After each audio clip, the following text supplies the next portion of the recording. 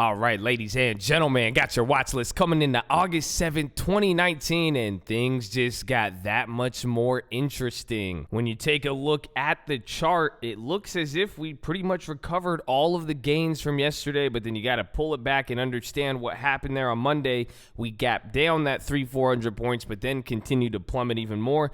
We gave all of that back. So really what I want to talk about today, why did the stock market go up?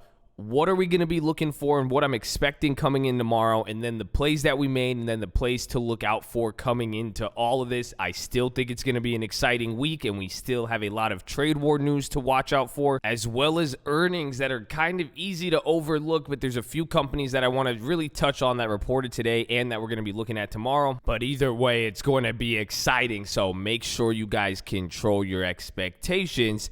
Then like the video and make sure you guys are subscribed. We post these nightly watch lists every day. Don't forget to check out the main channel. It's pinned in the comments. It's in the description, the first link. We are live Monday through Friday, 30 minutes before open. We are going to be trading all these, so make sure you guys are there pre-market. We're going to go over the next most important thing, because the most important thing you need to do, post your watch list below. Tell us what you're looking for. We want to source that information, and I am excited. So let's get to it. So before we talk even more about it, why did the stock market go up today? I'm going to flat out tell you there's no reason. This is the volatility. This is what we need to expect, and that is what I liked about today, because it was somewhat of a slow news day. You could chalk up the reason to what we saw today being the Chinese yuan stabilizing. It didn't do what people were expecting, and this is what we discussed yesterday, where we said, hey, if it doesn't continue to go up, or more so the pace to which this happens, this is going to be very, very important, because traditionally after these events you usually see a day or two. So if it did keep weakening, that would have been bad, but it did end up strengthening today. It kind of did the range. You could kind of see really the reverse of what we saw. Again, this coming in the market, this is kind of an inverse of the S&P, but when it comes down, that means it's strengthening, so that's kind of good in this situation. However, keep your eye out for it. The moment this thing starts to go up, you will see a reaction, and you will also not see a reaction, and that is kind of what I'm looking for too, because the market will take other news. We did have a speech from Bullard, one of the heads of the Fed, and despite what he was saying, even if it was hawkish or dovish, it's good to have other pieces of news and differentiate, but we want to take advantage of the divergences coming here. So getting into the keys, this is what volatility looks like. This is what we said. As far as tomorrow, I'm expecting a sell the rip event, or at the very least, whatever happens is going to give us an idea of how the market is going to trade without news, and really what's going to be going on here, because this is really, I think, in my opinion, a big response to just this down day. So we didn't see too much of the news, and this is one thing I want to talk about as far as what news we saw in the little reaction, but this is a normal response to volatility. So tomorrow, I even said this, if it does kind of come down to the VWAP, and that little red line, this is one of the technicals I use, but I've also cautioned, using it at the right time. You guys could watch that video on it, but in these volatile environments, it makes a lot more sense. But now with it coming back down to VWAP even after hours, we're seeing some bad reports from some companies. This is going to get interesting right around here, because whatever happens from here, I think is going to have implications, and I was expecting if it did come down to VWAP, we would see a sell-off, and I got shooken out of one of the call plays, and that was more related to the strategy, that Amazon spread we went over yesterday. I ended up selling out of that. I took like a $20 loss, and then it went up. But if we see it come down to past the VWAP, and then the volume picks up past today, it could start to get ugly here. However, like I said, I'm expecting a sell the rip, and expectations could kill you. However, at the same time, however tomorrow trades is going to give us an idea, because the longer we're able to push things to the wall, the better the opportunities are going to be there, because at the very least, this is showing you that range I was talking about. It's setting a new range. You're seeing the types of moves it could make with the gap ups and the gap downs, and what ultimately it's leading to. So keep your eyes out for that. And also what we're really going to be looking for, again, if there is no news, but if there is news, we're still waiting for China's response, either an official response, more currency devaluation, and again, what they did with their agricultural products like we talked about yesterday.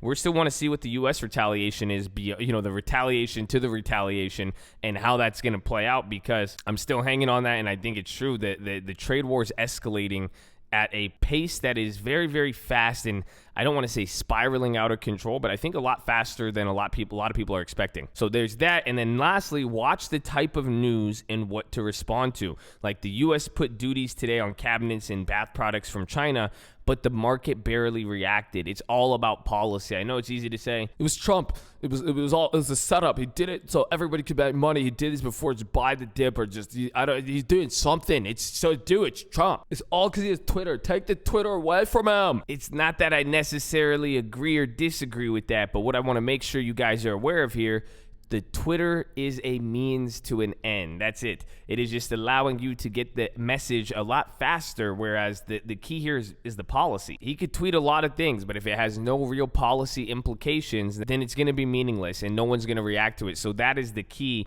So even as that news came out, the market really it reacted a tiny bit, but not really. And that's even kind of solidifying what the market's looking for. When the Fed was talking today, you didn't see any big moves at all, and the market was doing its own thing, operating in its own range. So you know what news caused these moves, but now when it's moving every intraday, do not try to explain every single move with a piece of news, because that may not always be the case, especially after a big drop like this and all of the stuff we're seeing right now. So I thought I'd keep it short and sweet. That's pretty much it as far as what to expect tomorrow. We're going to have a lot to respond to, but also, like I said, keeping the longer term or the midterm idea of what we already know happened in mind while we're going. So let us get into the plays. We'll start with the plays I made. One of them that I think we should watch out for and that I made that I like, Novartis, and I have it somewhere here, right here. They had, and they're also related to another play to watch, Biogen, because right when the news came out, Biogen did good. And in general, now with this volatility, we've talked about it a few times,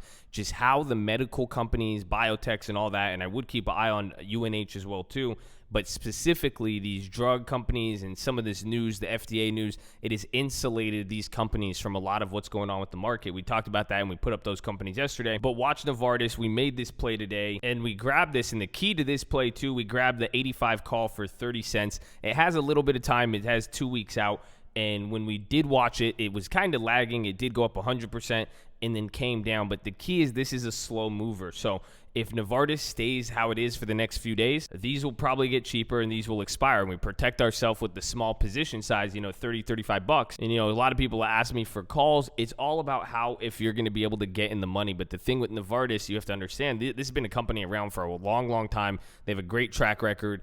They're a slow-moving company. So that's why sometimes these prices may look cheap, but they're really not. But I'm going to keep my eye for Novartis. I really like that one. The other plays we made, I kept the September TLTs and stuff like that, but we did make 2 more plays. I grabbed another Facebook put, and again, I closed out of that Amazon spread, and my logic behind it was just because there was better risk rewards that I could get out there. So I took advantage of some of these spreads, and I really like this one. Again, this one has a little bit smaller of the other one. The other Facebook we had, that was like a 165, 155. That was $1,000 max gain, and a lot of people were asking about spreads, saying, what's my max gain? What's this? Or how do I know this? Watch the video. We posted it 2-3 days ago. It's called Advanced Robinhood Strategy. I think you guys would really, really like that one, but it explains everything here in depth. But simply, what do? We bought a 145 put, and we sold a 140 put. So if you're ever wondering what's your max gain, it's the difference between these two strike prices, 145 and 140, $5. So that's $5 per contract. $500 is your max gain. On the reverse, what can you lose? It's whatever you pay. By doing a net debit, it is a debit spread. Your max loss is what you pay for it. So I bought this one here, and the key with this one, it was still September. That's why I liked it, and it cost $60 for both of those. It's a little far out, and what I talked about with this strategy, I'm going to be doing this. I think the volatility is going to go, and it's going to be volatile. It's going to go up, and then the downside will return, then it'll go up, and then it'll be down again. I want to take advantage of that with time by doing these spreads, and let's say it does bounce on me and the stock goes up, Facebook starts shooting up, I'm going to cover the negative contract, buy to close that. I already collected the premium. I'll make 80, 90, 100% of that, and then I'm going to hold the other one and not close. I'm going to close them out at different times. So I did that on the other account. It's kind of like that UVXY that I showed you yesterday. So that's my approach with it. And again, I still like the risk reward. We did that one. And then I also grabbed another debit spread here on Apple. It cost $58. It closed a little bit higher here, But what I did was another September, bought a 165 and sold a 155. So again, the difference between there is $10 per share. That's 1,000 max reward if it goes there. But same logic there with the other spread thing we just talked about by closing one and waiting, but giving us time to do it. And again, September is still kind of short. I do want to kind of even get a little further, even December, October, November. I just said that backwards, but you get the idea. So watch out for those. And then lastly, the other play we made today was HD. And now we got these at 19 cents this morning. They went up, so they went about 42%. And HD is going to be a really good one to watch. But again, if they have earnings and that play covers right before the earnings, it's a next week contract. So I'm really just anticipating that they go up before earnings, because sometimes lately they don't really move too much on earnings, but they're still a good call. And again, they were just up a lot. They dropped. And as we saw, the value stocks were a big leader for today. So watch out for those. Watch out for all those companies. Then the next thing, we had Disney earnings. Now, this is going to be interesting. I have that September play on it, but what I want to watch out for tomorrow is going to be now the volatility dissipating. And now, again, it's all going to be the timing. There's going to be that strategy we could play off in the morning, but I want to see what the prices are at. And if they're cheap enough, this one could be a surprisingly big mover. They had a pretty bad earnings, but then also you could watch Netflix in conjunction because of some of the insights and guidance they gave with their streaming service and how Netflix investors will respond to that. So I like Disney. That's going to be a good one. I like Amazon, and their strength today was a lot bigger. I'm going to also say watch Apple, but you could see Apple really lagged behind. They kind of looked the same way. And again, if you guys didn't see here, the market did sell off after hours, but watch both of those. I like Amazon. I'm going to be waiting, even though I sold out of that spread, I'm waiting for the spreads to get cheaper on Amazon to take advantage of both calls and puts. So we're going to keep our eye out for that. I did more of the puts here on Apple, and I do have a weekly call, but that one went up this morning and dropped. But again, I'm going to be keeping my eyes out for them, how they relate to the trade war and everything else. And again, they're still post earnings and what they could do. And it looks like they're ready to move, but they are still kind of waiting and in that hungover stage. So keep your eye out for that. Next is FedEx. I wanted these this morning, but the problem was they gapped up and then they shot up 5% at one point, came down, and they still did good. But watch how this plays out tomorrow. Even then, UNH, I don't have it on here, but UNH did something similar. But again, transports, surprisingly though, the transports weren't as strong today. So to see that FedEx did that is pretty interesting, but watch how this plays out throughout the rest of the week too. These could be good plays. And then lastly, Starbucks. This is on the value stocks. Unfortunately though, prices are kind of expensive, or they've really held that value. So I'm waiting. I'm pushing all these to the wall. I'm finding the plays I want on the call side. I'm finding the plays I want on the put side. And now in this environment, I'm letting the premiums level out and I'm pushing them to the wall, and I want to see both short-term and mid-term how we're going to utilize them. So keep your eye out for that. And then next, Facebook is going to be my favorite one. Again, as we're still on the topic of some of these, but Facebook in general, it did a lot stronger, and it looks like Amazon and Apple, but a little differently. But again, kind of where they're at with the levels of the prices, it's usually either going to bounce from here or it's going to fall through. I'm more on the put side with it, but we're going to see what happens. But keep your eye for Facebook and any other developments and news of that nature. And then now back to some of the earnings. Booking.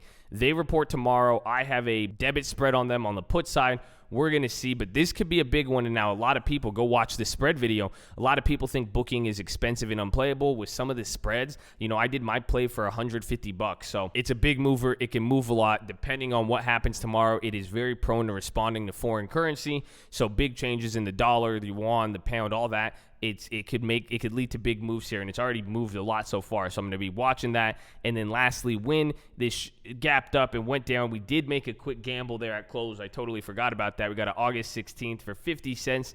There was some cheaper ones way out the money, and this play reminds me of Baidu.